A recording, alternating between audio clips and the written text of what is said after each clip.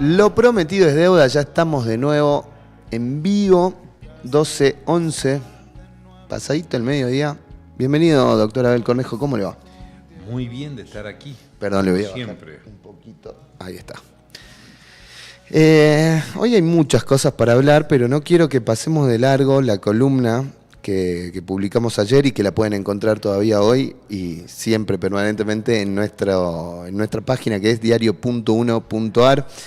En este caso voy a leer la intro como siempre para que arranquemos. 2 retratos de la misma persona. En los últimos días se conocieron 2 reportajes realizados por medios estadounidenses al presidente Javier Milei. En uno apareció en la tapa del prestigioso The Economist, donde el primer mandatario se despachó a gusto con un sentimiento que tiene muy arraigado al manifestar: mi desprecio por el Estado es infinito. Y la otra nota, a su vez, John Lee Anderson, periodista del semanario The New Yorker y autor de una de las biografías más reconocidas de Ernesto Che Guevara, entre muchos otros libros, divulgó este lunes un extenso perfil del presidente Javier Milei para la revista estadounidense. Ambas publicaciones fueron festejadas por el presidente, pero no hablaban tan bien necesariamente, ¿no? Lo que pasa es que, bueno, el presidente tiene en esa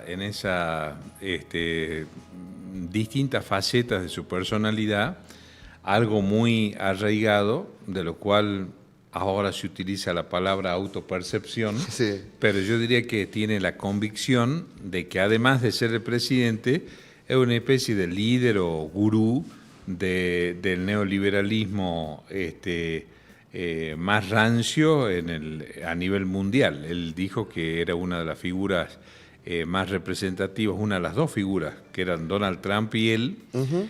Y bueno, y él aprovecha su buen momento político para decir algunas cosas que, curiosamente, no las dice en la Argentina, porque no puede decir el presidente de su rechazo al Estado, todo ese tipo de cosas, porque, bueno, vuelve la pregunta, ¿no? Vuelve la gran pregunta. ¿El presidente la quiere a la Argentina o no? ¿No? Un tema. Yo tengo mis dudas en eso, pero sí. no lo digo en sentido peyorativo, no lo digo en sentido irónico. Ni un juicio de valor. Ni un juicio de valor, sino que simplemente puede pasar, porque también se nos plantea el tema, cuando aparecen los aborrecimientos al Estado, uh-huh. La famosa dicotomía entre Estado y nación. La nación, como decía Ortega y Gasset, es un proyecto sugestivo de vida en común, son distintas tradiciones, los arraigos, los afectos, es como que un sentimiento enteramente subjetivo la nación. Uh-huh. Sería como el hogar y la casa. Bien. El hogar es lo espiritual, son los recuerdos, es la nostalgia de nuestros abuelos, de nuestras abuelas, las prácticas, las anécdotas, tiempos buenos, tiempos malos. Los valores, las costumbres. Exactamente. Todo eso es el hogar que tiene la característica del hogar de ser congregador, ¿no es cierto? Sobre todo los que estamos cerca de la fiesta, empiezan las grandes disputas, ¿dónde vamos a pasar la fiesta? Exactamente. Dicho sea de paso, mi solidaridad absoluta para toda esa gente que no va a poder pasar bien la fiesta, porque eso sí va a pasar este año, ¿no? Como pasó varias veces, pero este año va a ser muy duro eso. Y la diferencia del hogar y la casa... Qué tristes que son las navidades tristes, ¿no? Cómo no. Y hay una samba cuya letra es de Arturo Dávalo que se llama Tristeza de Navidad, justamente porque Navidad de por sí, a diferencia de Año Nuevo, una fiesta que es muy evocativa, uh-huh. Trae muchos recuerdos, muchas nostalgias, sobre todo los que ya no están, ¿no? Uno se empieza a acordar de todas esas cosas, tiene esa cosa melancólica, ¿no? Uh-huh. Pero también es un punto de unión, un punto de diálogo, un punto de no confrontación, que siempre es interesante señalarlo. Así como la casa contiene al hogar, el Estado contiene a la nación. La casa, lo material, el techo, el piso, las paredes, las puertas. La estructura es lo que le da sentido y forma al hogar. Uh-huh. Puede ser un hogar más humilde, menos humilde, pero la esencia reside ahí. Las naciones lo mismo. Pueden ser naciones más ricas, más opulentas, naciones más pobres, y un Estado que contiene eso. Por eso, pensar que alguien pueda odiar al Estado, a mí siempre me causa por lo menos una duda. Él quiere ser reelecto presidente de la nación argentina, como dice la Constitución Nacional. En realidad, como se le dice al presidente habitualmente, el jefe del Estado, ¿ve? No el jefe de la nación, claro, el presidente de la nación, pero el jefe del Estado. Entonces, si el presidente es el jefe del Estado, por antonomasia, no puede ser que aborrezca al Estado. A mí a veces me quedan dudas si quiere la nación también, ¿no? Además, el Estado, es el espíritu de la soberanía. El Estado tiene varios elementos que terminan confluyendo en la soberanía. Es el territorio, es la población. Hay algunos que les dan más o menos elementos. Es la moneda. Hablamos de dolarizar y nos quedamos sin moneda. Un país que tiene el enorme potencial económico que tiene la Argentina, y de golpe vemos esta dicotomía. Y ahora también lo vemos en una conferencia que se está desarrollando en Buenos Aires de los sectores más recalcitrantes de la derecha conservadora, donde empieza a aparecer ya claramente una diferencia también, ¿no?, entre la centro-derecha y la derecha. Una centro-derecha que es institucionalista, más dialoguista, que es compatible con la democracia y con el Estado, y esa derecha ultramontana que es como que arrasa con todo y pobre de aquel que no piense como ellos, ¿no? Eso también se está dando en una forma cada vez más profunda, digamos. Y tiene estas consecuencias que a nivel internacional, aparecer en la tapa de The Economist, ciertamente que da prestigio. Lo que pasa es que también genera ambigüedades, porque por lo que se dice, por el contenido de la nota.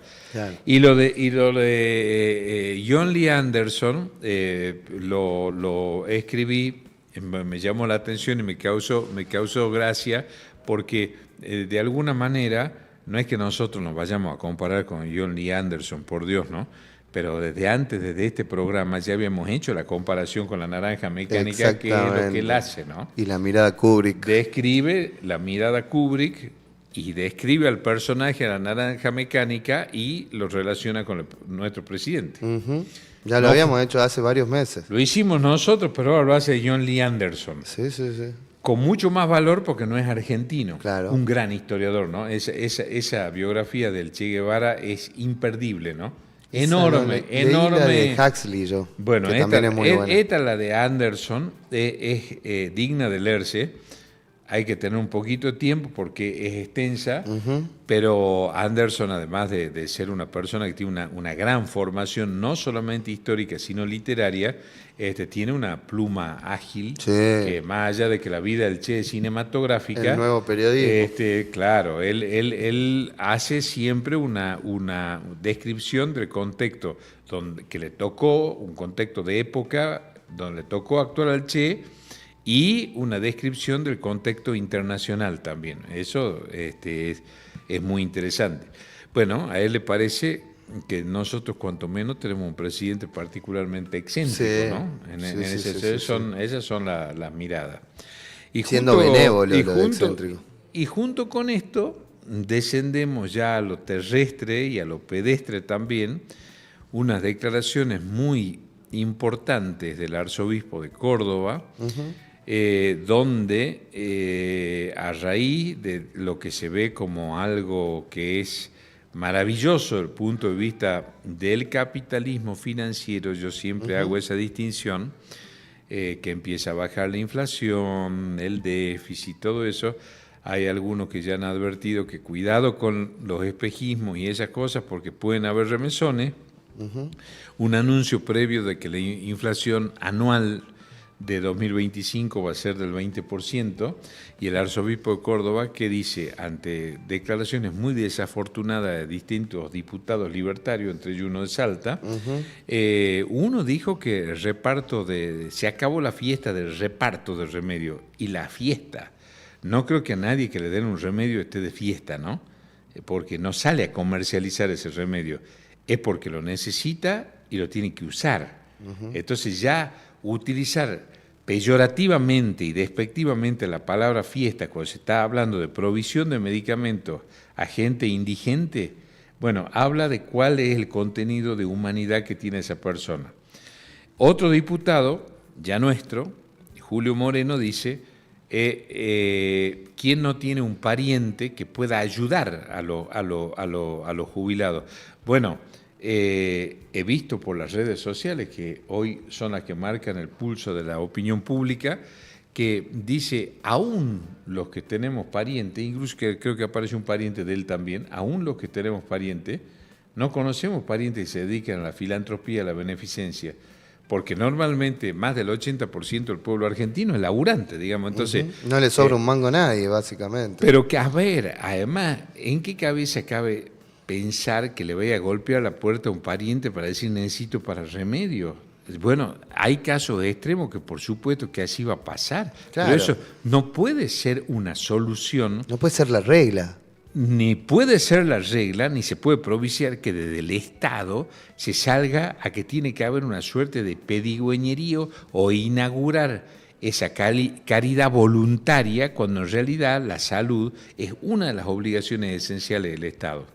Recordemos siempre en este programa, lo tenemos muy presente, a la Ley Nacional de Medicamentos, que a instancia del doctor Arturo Oñatibia, enorme científico salteño, fue derrocado el presidente Arturo Humberto Illia. Ese fue el motivo. Disfrazan a otros, le decían la tortuga Illia, sí. ¿No? Cuando vemos los índices económicos de la época de Illia, a la velocidad que crecía el país, ojalá hubiese varias tortugas más, ¿no? Y a todo eso yo le agrego otra cosa. Si analizamos 200 años de historia argentina, no sé si hay un gobierno comparable en cuanto a incolumidad ética en el desempeño de la función pública del presidente para abajo, ¿no? Nunca se lo atacó, no era solamente se mencionó la palabra corrupción. Se le decía tortuga porque no se le podía decir otra cosa. Exactamente. Y el arzobispo de Córdoba fue mucho más duro y de alguna manera me parece escuchar en el fondo de esa opinión la voz del Papa Francisco, que qué está pasando, dice que negar medicamentos a quienes los necesitan y particularmente a los jubilados del sector pasivo es una de las formas de genocidio social. Es durísima la opinión, sí. Pero a mí me gusta mucho más esa iglesia comprometida que otra iglesia complaciente que tuvimos en el pasado reciente, ¿no? El Papa tiene claramente, a pesar de que se lo critica, que le digan comunista, que le digan todas las cosas que le dicen, claramente ha fijado en su agenda evangélica la opción por los pobres. Es el discurso permanente del Papa ese, ¿no? En eso no se lo puede criticar porque es su forma de pensar, pero en eso es muy consistente Bergoglio, ¿no? Y bueno, y la gente que ha elegido para que sean sus representantes en los distintos países, obviamente sostienen ese discurso. Esa línea. Esa línea, no es menor el tema. Ahora, yo reflexionaba, pues no es nuevo lo de Milei hablando de que desprecia el Estado. Ahora lo dijo de alguna manera con más vehemencia, utilizando quizás palabras más fuertes. Ahora lo que yo me pregunto, él es un anarcocapitalista, pero para que el capitalismo sea posible, es necesario el Estado. De hecho, justamente es el Estado el que garantiza que pueda existir la relación capitalista, porque garantiza que funcione, que se respete el capital privado, que se respete el comercio, que se respeten esas cosas. Digo, sin Estado no habría capitalismo incluso. Esto parece, esto que acabo de escuchar, a una discusión que tuve anoche, yo siempre quedo en posturas disidentes, ¿no? En un evento social que me habían invitado, donde, bueno, empiezan los apólogos, eso que hay algunos que son oficialistas, pero no tienen la culpa que los gobiernos cambien, ¿no? Y algunos nos quedamos paraditos siempre en el mismo lugar, nos irá peor, pero mantenemos los principios y yo creo que son muy importantes. Bueno, una de las cosas que aparecían ahí, cuando se empieza a hacer la apología, que se bajó la inflación, que el déficit, que todas estas cosas, yo siempre digo, eso es capitalismo financiero. Y en un momento dado, me dicen, bueno, y a continuación vienen las inversiones. Y le digo, ¿y qué tal si le preguntamos a la Unión Industrial Argentina? No un modelo cívico la Unión Industrial Argentina, ¿no? Pero claro, cuando al gatito se lo empuja al abismo, se vuelve tigre, sabía decir mi viejo, ¿no? Sí. Y los industriales argentinos, al igual que estuvieron preocupados en la época de Martínez de Hoz, ¿qué es lo que ven? Dos cosas, un fenómeno que antes no existía. En los 70 no existía y ahora ya existe. ¿Para qué sirven los estados? Los estados son, como hemos dicho, es la fuente de contención de las naciones, pero desde el punto de vista económico, no es solamente una cuestión de lo que pueda o no regular el Estado, sino defender o no la producción nacional. Y la discusión venía a que la economía va a mejorar si vienen inversiones. Yo digo, en los 61 años que tengo, este anuncio lo debo haber escuchado más de 15 veces. Nunca vienen las inversiones. Las inversiones era la lluvia de dólares, por ejemplo. Claro. De Macri o el segundo semestre todo, y los brotes verdes. Famoso segundo semestre, brotes verdes, todo. ¿Qué es lo que hay que favorecer? El capitalismo productivo, la producción nacional. Me llama la atención el presidente, que es un apólogo de Trump. Trump, todo lo que está diciendo ahora antes de asumir, va a fijar aranceles aduaneros, va hacia un fuerte proteccionismo industrial en los Estados Unidos. Eso tiene su razón de ser.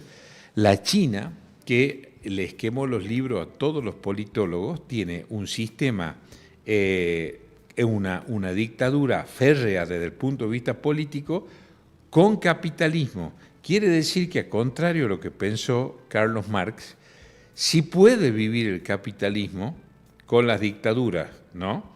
Y ya lo vivimos también nosotros, entonces no nos vengan con el cuento de que el capitalismo es casi consecuencia de la democracia, sobre todo el neoliberalismo, cómplice de tantas de las dictaduras que asolaron Latinoamérica en los 70 y los 80, y lo que vemos con China, que silenciosamente ese gigante dormido está inundando de productos el mundo. Entonces los industriales argentinos, cuando Esper contestó el disparate ese que contestó, no es solamente que los industriales argentinos ganen plata. A mí lo que me preocupa es las cantidades de fuentes de trabajo que pueden quedar o inestables o inexistentes si empezamos a, eso que me quedó grabado de cuando yo era muy joven, las famosas bananas Doyle de Ecuador. Argentina era uno de los principales exportadores de bananas, Salta en particular también, que tampoco son bananas, son plata, un masacote de este tamaño que nada tiene que ver con las bananas que nosotros consumimos, pero las bananas eran argentinas y eran nuestras. Entonces, parte de ser un estadista es que los productores, el comercio, toda la gente que es productora para el consumo, volvemos a recordar, el presidente diría que es keynesianismo aplicado eso. Sí. Yo no creo, no es que no creen las inversiones, bienvenidas sean las inversiones, pero el proyecto de país o el proyecto nacional tiene que apostar a la industria nacional, a la producción nacional y al consumo nacional. Crece el consumo, crece la economía. Esa es la gran falacia que tenemos ahora. Y es lo que a mí me llama profundamente la atención, de que siga habiendo apoyo popular ante, como bien dice el presidente, que en eso no miente, que es el ajuste más grande de la historia. Sí. Lo subrayo eso porque efectivamente es así, pero junto con eso también tenemos probablemente la recesión más grande de la historia, ¿no? Son las dos cosas. Pienso, porque una cosa es la banana, que la podemos vincular a la producción agropecuaria, pero pienso, acá en Salta, digo, para que la gente se ilustre un poco, pienso en Cerámica del Norte, pienso en Cerámica Alberdi, pienso en la fábrica de colchones del Parque Industrial, que generan fuentes de trabajo, que generan producción, que generan actividad económica, Digo, si esto se sigue liberalizando, van a cerrar sus puertas. Salta ya no existe más. Salta era fabricante nacional de gaseosa, nos acordemos de Pastores. Claro, Pastores. Orgullo salteño si los había, como tantas otras cosas, ¿no?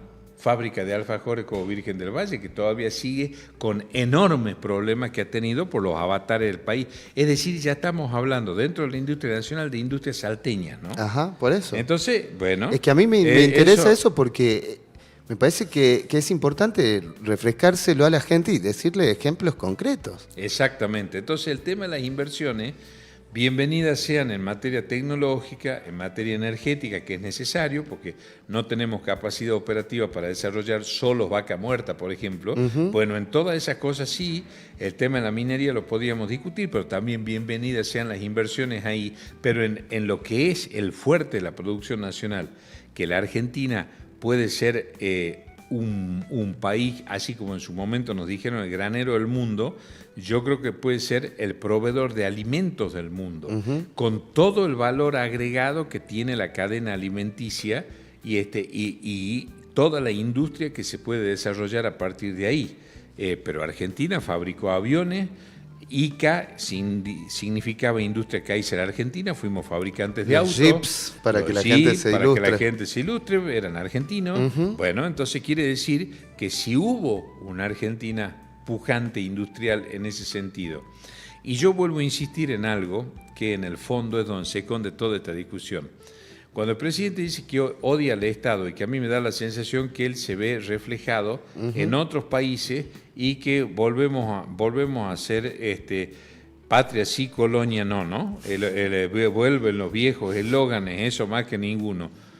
Pero el eslogan de hoy seguramente sería mucho más moderno, sería producción nacional sí, dependencia con sojuzgamiento no, porque eso además lo que va a impactar es que haya, como lo hemos dicho también acá muchas veces, un 10, 15, 20%, siendo muy generoso de la población, en un alto nivel de opulencia económica y un 80% aniquilado, incluyéndola a la clase media. Bueno, ese país es el que yo no quiero. En la historia reciente, también siguiendo con los ejemplos, es lo que pasaba en los 90 acá en la Argentina. La gente que viajaba a Miami como quien va a darse una vuelta por las sierras de Córdoba. Con el impacto y el crecimiento que tuvo el turismo en la Argentina. Ese otro tema, ¿no? Vamos a ver este verano también. Claro. Ahí está el tema de la costa y todo el discurso anticosta argentina, porque evidentemente, por ejemplo, irse a Brasil es mucho más barato. Eso. Encima Brasil devaluó, ojo ahí. Y ahí apareció en las declaraciones de un señor que yo siempre digo que para opinar hay que escucharlo. Cuando está en función de gobierno hay que meterse bajo el escritorio, bajo la cama, porque es de terror. Pero Domingo Cavallo, a él me refiero, hace pocos días dijo, ¿y qué pasa que el presidente no dolariza ahora? Está prácticamente ya en vías de extinción el dólar blue. Entonces, ahí empiezan las falacias porque puede haber un rebrote o puede haber un salto cambiario porque muchos reclaman eso que tuvo que hacer Brasil en beneficio de la industria nacional. ¿Qué son los riesgos que tiene el capitalismo financiero? Entonces, volvemos a la timba financiera de los 70, que fue inmortalizada en el cine argentino con plata dulce, ¿no? Los aviones que iban vacíos y volvían cargados de Miami para acá, toda la industria textil, la industria del juguete, todo eso destrozado. Todavía no se había desarrollado el turismo argentino como que se desarrolló, porque ahora se lo puso a precios inalcanzables para los extranjeros. Argentina, hay que decirlo, no es solamente que está cara en pesos, Argentina está cara en dólares. Este fin de semana que fue la final de Botafogo Mineiro en Buenos Aires, sí, fueron como 80.000 brasileros entre los dos equipos, quejándose, no podían creer. Casi se le pianta un lagrimón. Sí, no podían creer. ¿Y eran grandes consumidores nuestros? Veníamos a Argentina, no a Nueva York, decían los tipos. Los chilenos lo mismo. Los chilenos lo mismo. Ese era otro. Bueno, todo eso movilizaba la producción local. Entonces, yo quiero decirle a nuestra querida y distinguida audiencia que de acá nosotros no hacemos cine catástrofe ni cine de terror, ¿no? Sino que No se puede ir al pensamiento único, porque lo peor que le puede pasar a una república es que no haya opción B ni opción C. Entonces, cuando se quiere transmitir que este mensaje, un cambio cultural, yo digo, es como ese libro que llama, o se llamó, La Era del Vacío, ¿no? Ese salto al vacío que implica vaciarlo un país de producción nacional, de industria nacional, de comercio local, de turismo argentino, bueno, es un país que deja sin fuente de trabajo y que deja exangüe a la mayoría de la gente. Bueno, a ese país me parece que ahora sí empieza a ser el tiempo de las alternativas y que alguna gente se despierte y empiece a pensar ya, porque ya hay cosas que están... Yo ya no solamente diría, Clara, hay cosas que están fáciles para proponer como alternativa, ¿no? Fáciles para proponer como alternativa. Y no desde el punto de vista demagógico ni nada por el estilo. O sea, tener un proyecto nacional desde el punto de vista económico es un proyecto de crecimiento sostenido que, por ejemplo, Chile lo tiene y Brasil también. No hay que irse a mirar tanto, esto de mirar a Estados Unidos. Pero ahora... haciéndome cargo de lo que digo, yo estoy en las antípodas ideológicas de Donald Trump, pero reconozcamos, y esto a muchos libertarios le genera ictericia, que parece que Trump salió de alguna unidad básica peronista. Exactamente. ¿No? Porque todas las medidas que está tomando Trump en este momento son netamente proteccionistas, estatistas y aranceladas. ¿Por qué? Porque él sabe que Estados Unidos es uno de los pocos países del mundo que si cierra su frontera tiene el potencial y la capacidad económica para autoabastecerse sin depender de nadie. ¿Qué problema tiene Estados Unidos? Que su deuda externa en su mayoría la tienen títulos chinos. Gran problema que tenemos ahí de por medio, ¿no? Entonces, por eso es tan importante la canasta de moneda, por eso es tan importante el BRIC, todas estas cosas de no ir a jugar todo como si fuese esta suerte de ruleta política, de ir a jugar un pleno en los Estados Unidos solamente, porque bueno, hay muchos otros países del mundo para mirar, inclusive China, sabiendo que la expansión económica de China destruye las economías locales, ¿no? Ese es otro tema también que hay que verlo, incluyéndola la norteamericana. Sí, sin dudas. El tema es que cada país en este concierto internacional y en esta dinámica de la geopolítica piensa estratégicamente y dice, bueno, ¿en qué somos competitivos nosotros o en qué podemos ser competitivos? Yo pienso en Argentina, no sé si fabricar juguetes como fabrica China o fabricar cosas como fabrica China será lo nuestro, pues no podemos competir salarialmente y no queremos competir salarialmente, pero hay cosas en las que sí tenemos una oportunidad de agregar valor, de exportar valor y dejar solamente de exportar materia prima. Así es, totalmente de acuerdo. Pienso en los 90 también y hay algo que va de la mano con la industrialización o con la desindustrialización, que es, por ejemplo, el ferrocarril. Pienso en la industria petrolera del norte de nuestra provincia. ¿Cuántos pueblos olvidados? ¿Cuánta gente sin laburo? Familias que sí, por ejemplo, en el caso de YPF le daban una buena indemnización cuando cerraban las operaciones, pero que ponían un locutorio y al otro año ya se fundían y así miles de familias. Ningún país del mundo creció sin ferrocarril.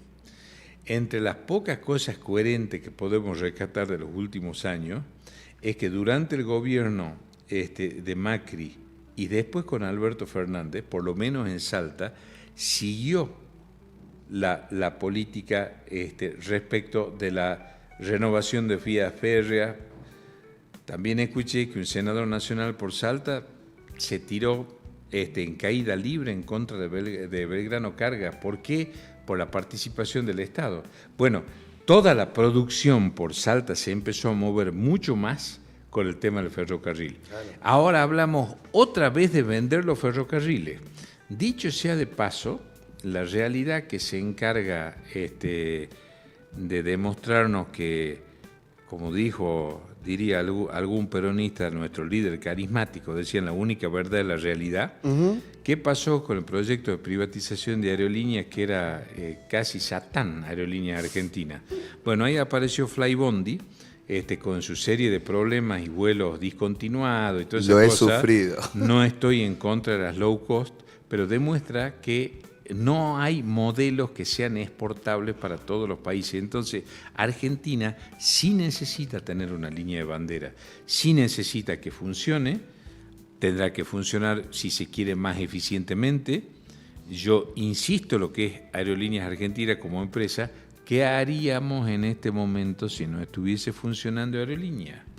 No tendríamos una Navidad tan tranquila, ¿no? 145 vuelos cancelados en la semana pasada, Flybondi. Entonces, así... Y Aerolíneas fue clave para salir al rescate de esos miles supuesto, y miles de pasajeros varados en todo el país. Por supuesto.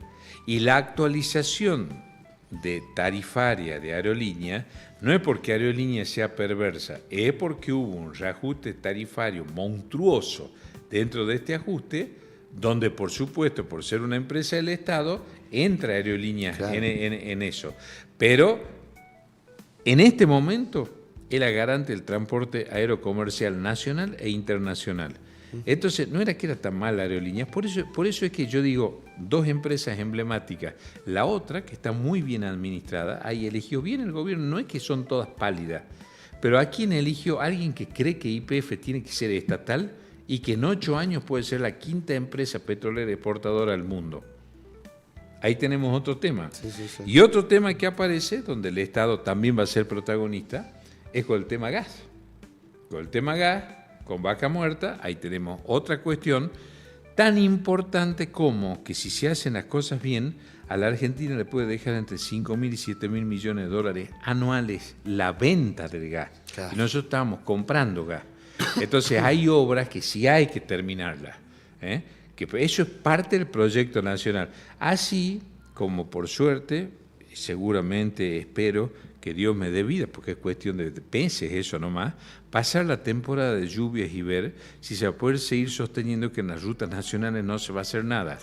Tramo Rosario de la Frontera, Metán, que es un caos, por ejemplo. Bueno, ese es otro tema. Se suspendió la obra pública y casi salimos a Plaza de Mayo a festejar semejante disparate. Bueno, después de la temporada de lluvia, vamos a ver qué pasa ahí, ¿no? ¿Sabe cuál ruta está detonada para también los salteños que por ahí no viajan mucho? La ruta de San Luis, la ruta 51, ruta nacional 51, que encima ni siquiera se puede hacer cargo la provincia del mantenimiento de eso, o tiene que buscar la forma, pero tiene que buscar la es el forma Estado de acuerdo nacional. a la política oficial. Es ruta nacional, vialidad nacional, bien gracias, ya sabemos qué pasó con vialidad detonada nacional. Está, a paso de hombre va la gente en la ruta 51 a la altura de San Luis. ¿Y qué se nos dice a eso cuando uno critica estas cosas? Bueno, van a venir capitales, sobre todo la palabra extranjero, que no se les cae de la boca. Yo siempre digo, miremos Grecia, ¿no? En Grecia se decía lo mismo. 7 años. Los aeropuertos que iba a comprar la Unión Europea o países de la Unión Europea son de la China. Los 20 aeropuertos griegos. Se fueron más de 5.000 médicos. Volvieron 200. Quedaron 1.800. Entonces, hay que mirar esas cosas también, que es lo que pasa, y sobre todo que hay que mirar que hay determinadas rutas que son estratégicas hoy por hoy, desde el punto de vista de la explotación minera. La ruta 51 es una ruta clave. Claro. Bueno, entonces son esas cosas, por eso es que yo insisto tanto, ¿no? Probablemente sea por una cuestión de viejo gruñón que por otra cosa. Pero los países que crecen tienen un proyecto nacional de país que cuando la Argentina lo tuvo, le fue bien. Doc, muchas gracias. Nos hemos pasado de los 40 minutos charlando. Nosotros seguimos así, nos van a retar en cualquier momento. Nos van a retar, pero la gente le gusta también cuando conversamos. ¿Será? Sí, si no ya hubiese desplomado el rating. Pero no, les gusta. No sé qué sacar de todo lo que dijimos del recorte, ¿no? Se le va a complicar al pobre Fran. Se le va a complicar, me imagino que tendrá anotado ahí los puntos más salientes. O para escribir un artículo llame Síntesis de lo Imposible. Síntesis de lo Imposible. También podría ser. Pero bueno, está bueno reflexionar y sobre todo si le podemos poner un poco de humor y de argumentos que faltan tanto. Sí, también. claro, en cualquier momento ya voy a aparecer yo con esos despertadores que saltan así, que bellaquean, que parecían el viejo Bagual del Norte. A ver si los que tienen que empezar a pensar en una alternativa, no sea la alternativa de la rosca de café, ¿no? Sino sea la alternativa programática para la Argentina. Es un momento para una opción de centro, pienso yo. Sí, por supuesto. Hay mucha gente que dice, no, Milei me defraudó, lo voté para cambiar. Y hay mucha gente que también dice, pero ni loca vuelvo a lo anterior. Entonces, creo yo tengo un eslogan. A ver. Ni Milei ni Cristina, Argentina. Bien. Ese es el eslogan. ¿Pero quiénes estarían ahí? ¿Qué es la Argentina? Todos los que crean en la democracia. Eso es lo que le hace falta a este país. Tener su gran pacto de la Moncloa y de acá a 30 años, así como existe la Agenda 2030, si quieren a 10, también a 10. Un proyecto nacional de crecimiento que englobe a todos los movimientos populares argentinos con vocación democrática, del centro a la derecha, del centro a la izquierda, no importa, lo que tengan vocación democrática, que reconstruyamos este país. ¿Y qué hacemos con la grieta? Se va a superar. La grieta se va a superar porque a la grieta no se la vence con grieta, a la grieta hay que taparla con cemento. ¿Cómo se la tapa con cemento? Como se decía antes, con la avenida ancha de los argentinos. Mayor inclusión, mayor generación de fuente de trabajo, dejar de atacarla a la universidad pública, incluirla, traer el pensamiento a la universidad pública, mayor educación, mayor salud, y dejar de buscar eslóganes y cosas extranjeras que tanto mal le hacen a este país, ¿no? Doc, un gustazo. Igualmente. Nos vemos la semana que viene. Muchas gracias. Mini bloque y ya cerramos el programa. Nos quedan, ¿cuántos? 15 minutos, 13 minutos.